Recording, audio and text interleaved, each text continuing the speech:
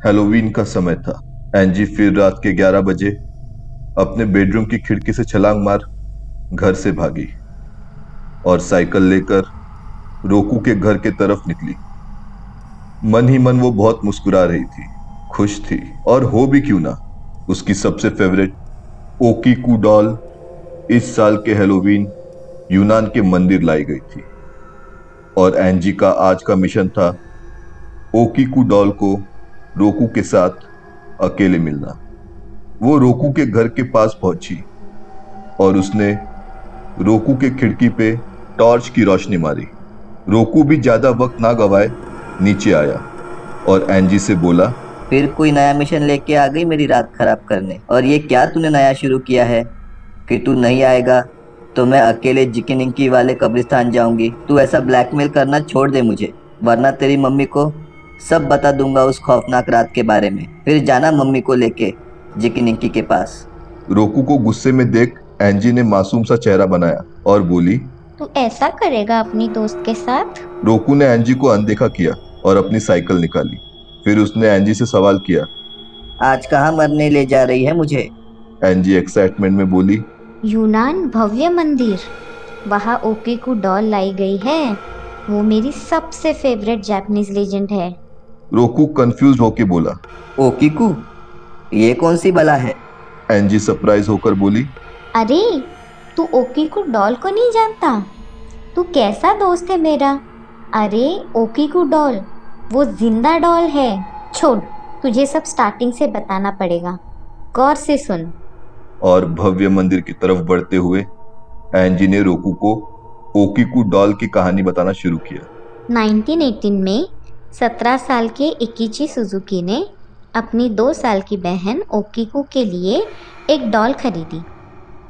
वो किसी एग्जीबिशन के काम से सपोरो घूमने गए थे और वहाँ एक गुड़िया पे उनकी नज़र पड़ी।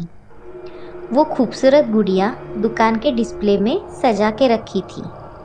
गुड़िया की खूबसूरती देख के सुजुकी ने एक पल भी नहीं गंवाया और उनके पास जितने पैसे थे उन्होंने सब उस गुड़िया को खरीदने में लगा दिए। वो गुड़िया कुछ 40 सेंटीमीटर लंबी थी और उसका ड्रेस हमारे ट्रेडिशनल जापानीज किमोनो वाला था। गुड़िया बहुत ही ज़्यादा सुंदर थी। उसके बाल एकदम अमावस की रात के जैसे काले और कंधे तक कटे थे।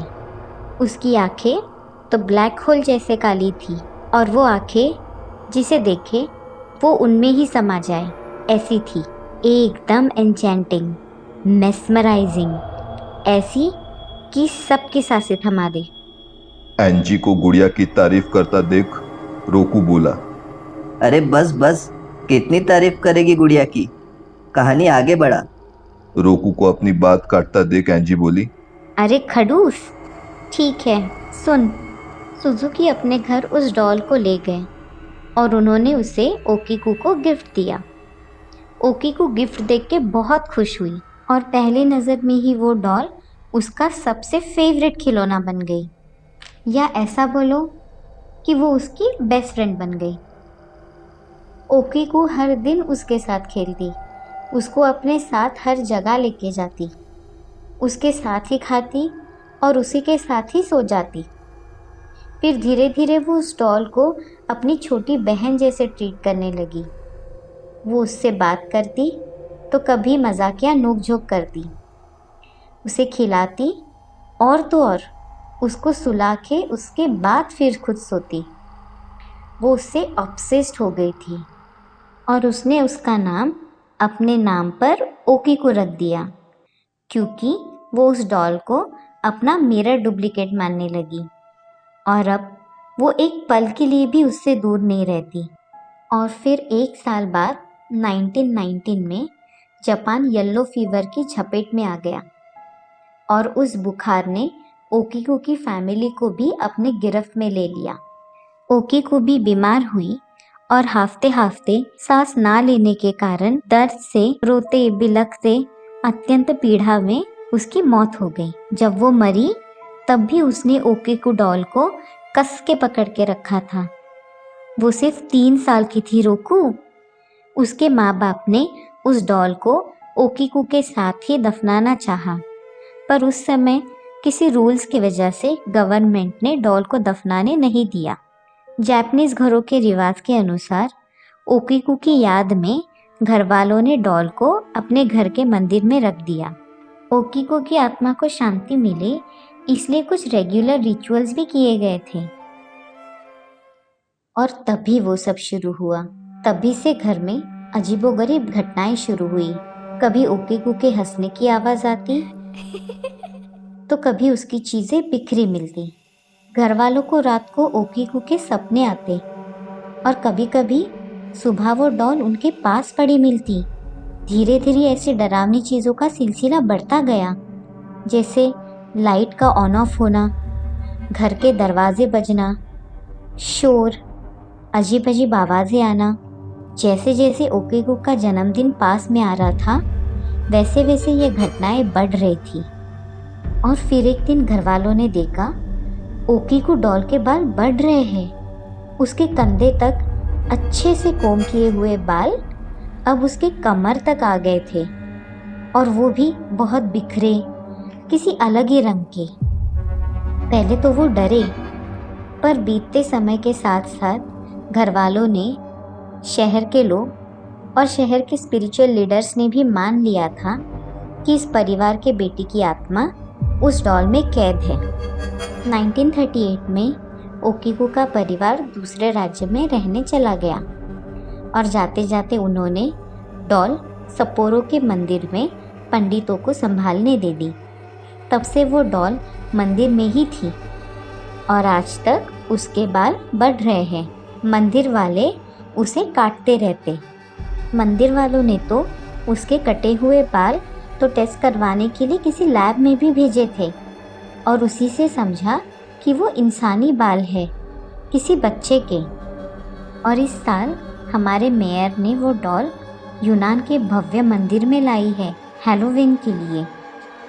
पूरी कहानी सुन रोकू बोला, तू श्योर है हमें इतने रात मंदिर जाना चाहिए ओकीकू डॉल को देखने? उस पे एंजी बोली, हाँ, घोस्ट बस्टर्स किसी से नहीं डरते। और देख, तुझसे बात करते करते हम मंदिर तक पहुंच भी गए। चल अंदर। फिर एंजी और रोकू मंदिर के पीछे की दीवार लांघ मंदिर में पहुंचे। मंदिर का दरवाजा खुला देख एंजी बोली, यही तो खासियत है हमारे मंदिरों की। भगवान से मिलने दरवाजे हमेशा खुले रहते हैं, पर हम तो आत्मा से मिलने आए हैं। और वो दोनों मंदिर के गर्भगृह में आए और ओकीकू डॉल सामने ही कांच के डिब्बे में रखी थी। ओकीकू डॉल को देख के एंजी का मुंह खुला का खुला रह गया। डब्बे के अंदर लगे लाइट ने ओकीकू की सुंदरता पे 4 चांद लगा दिए थे। रोकू भी ओकीकू को देख मंत्रमुग्ध हो गया।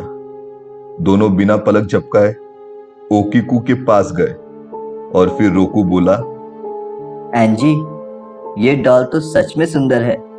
वो लोग ओकीकू की सुंदरता निहार ही रहे थे कि ओकीकू की गर्दन झट से रोकू की तरफ मुड़ी और ओकीकू ने रोकू की तरफ देख मुस्कुराहट दी। जैसे ही वो हंसी, रोकू और एंजी चौंक गए और एक दूसरे का हाथ पकड़ पीछे हुए और नीचे गिर पड़े। दोनों ने ओकीकू के मुस्कुराहट को देखा और उनकी नजर उसके दांतों पर गई। वो दांत इंसानी दांतों जैसे ही दिखाई दे रहे थे। फिर वो डरते और कपकपाते वहां से उठे और बाहर की ओर भागने लगे। भागते भागते वो मंदिर के दीवार तक आए और दीवार लांघ साइकिल तक पहुंचे। फिर हाफते हाफते एंजी ने रोकू से कहा, रोकू, हम तो यहाँ ओकीकू डॉल को देखने आए थे, पर यहाँ तो ओकीकू डॉल ने ही हमें देख लिया।